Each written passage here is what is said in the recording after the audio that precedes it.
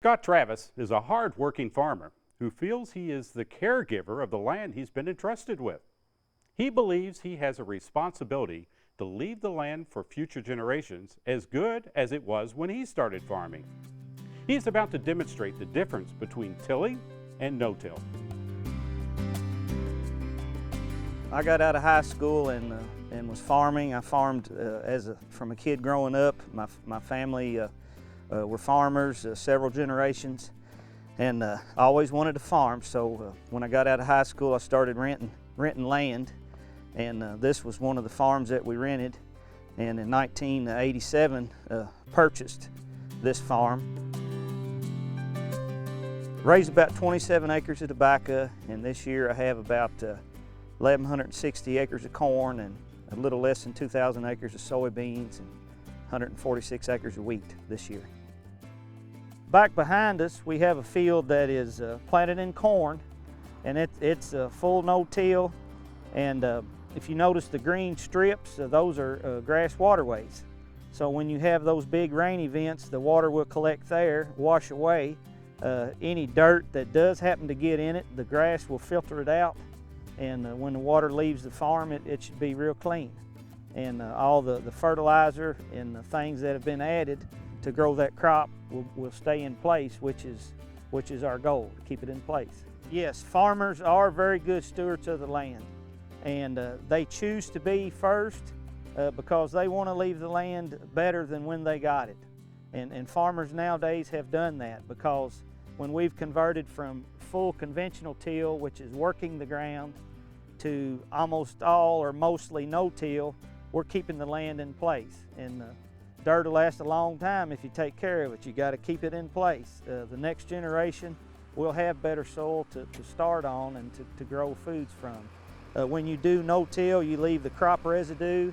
As you can see here, the weeds will be residue, and as the crop grows and the corn is taken away, all that residue will remain there to be as an organic mulch, and which will create a real good seed bed for next year. In this particular field, we have three types of planting options.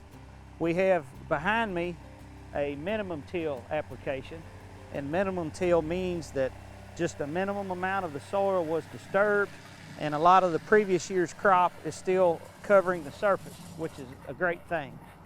Also, over to my left, we have a complete no-till operation, which you can see last year it was in corn stalks, and this year it's prepared. This entire field will be in soybeans, but no tillage at all has taken place on that, and the no-till planter will do the work there.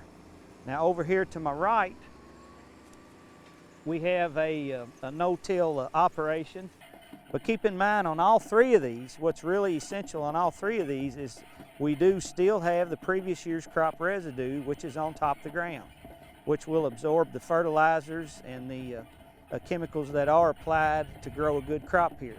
And with good weather, hopefully we'll have a 50 bushel soybean crop here. Yeah, I'm happy to be an advocate for agriculture.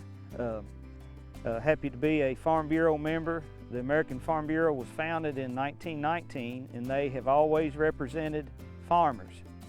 They represent the farmer that I was when I was starting raising tobacco crops, and then they represent the farmer that I am currently by the planting and where I raise more grains today. And they also represent the farmer that I will be in 20, 30 years.